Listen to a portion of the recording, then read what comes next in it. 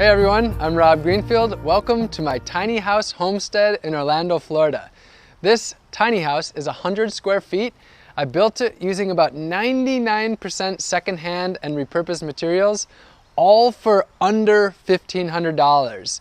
Today, I want to show you a little tour, and I spend most of my time outside, so we'll start here.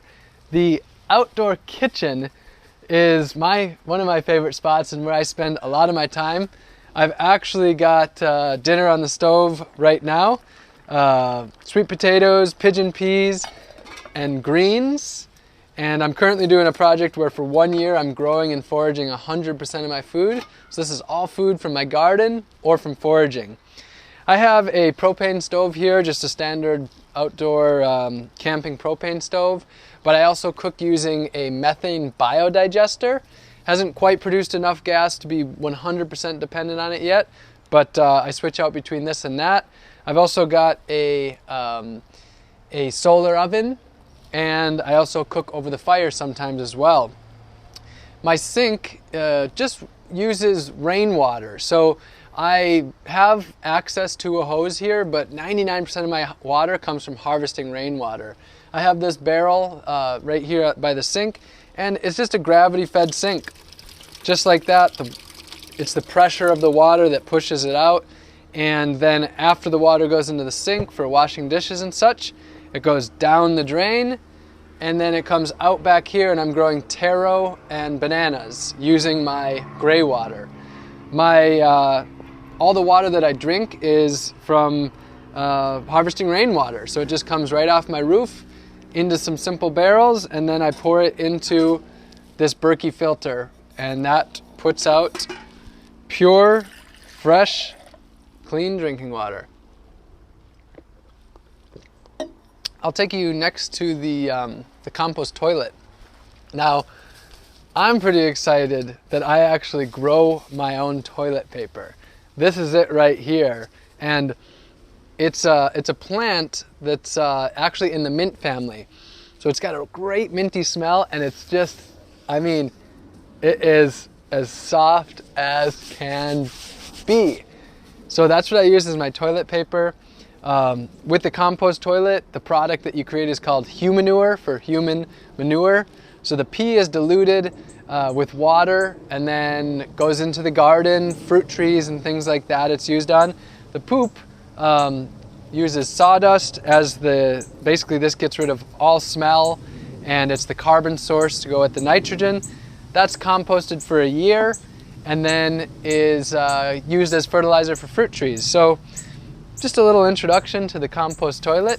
Instead of flushing it away and making it someone else's problem, I add fertility to the land. And speaking of fertility to the land, this is my outdoor rainwater shower. So this water is harvested from the landowner's roof so that I can get way more rainwater than just my 100 square foot house. And I just have a bucket here, fill this up, and I just do a basic over the head rainwater shower. Really great system. And this gray water also, I've just planted bananas, and hopefully those will grow large and make a nice canopied area. So no water wasted here. Instead, it adds fertility to the land. So that's the outside. I want to show you the inside of the house. So it's pretty small. As I said, it's 100 square feet, so it's 10 feet wide by 10 feet long, about 10 square meters. So there's not a huge amount to see here. I have my bed / couch, and this gets the basic job done of needing a place to sleep. Behind me, I have a mosquito net. So here in Florida, mosquitoes are a problem. So I have that can just cover me up, keep me comfortable at night. Under the bed, there's storage. I try to keep my life pretty minimal as far as stuff. For a while, I had my life down to just 111 possessions as I was traveling. But now that I have this homestead and I'm, gardening and growing food, I need some more storage space. So this gets the job done.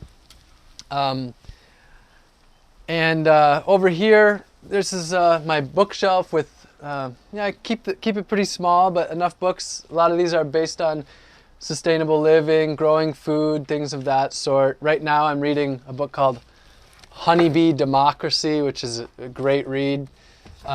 Here is foods that I'm fermenting, things like jun and honey wine and vinegars and such. Pumpkins that I grew, those are called Seminole pumpkins. I have bees, 4 hives, 4 colonies, and this is just some of the honey that I've gotten from them. This shelf is just some of my basic possessions. I keep things pretty simple, personal hygiene wise and everything. So not a whole lot there. And really this house exists largely around food. I mean, I tried to not only talk about food, but it always comes right back to it. Here's my desk. I built this just using leftover materials. So this house, as I said, was built with 99% secondhand and repurposed materials. And that's mostly leftover wood from construction sites, Craigslist, Habitat for Humanity, things like that. This chair was $15 at a yard sale. This was $0. It's just some leftover 2x6s and plywood. The electricity that I use here comes from an extension cord from the property.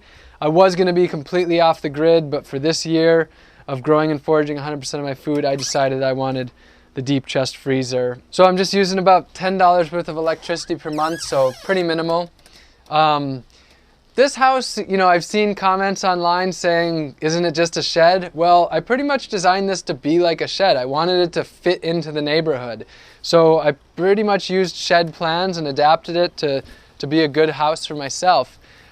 What I do is I do a work exchange here. So in exchange for someone else's unused backyard, I built them a big garden in the front yard and helping them live more sustainably. And after I leave, this tiny house will actually be theirs to keep.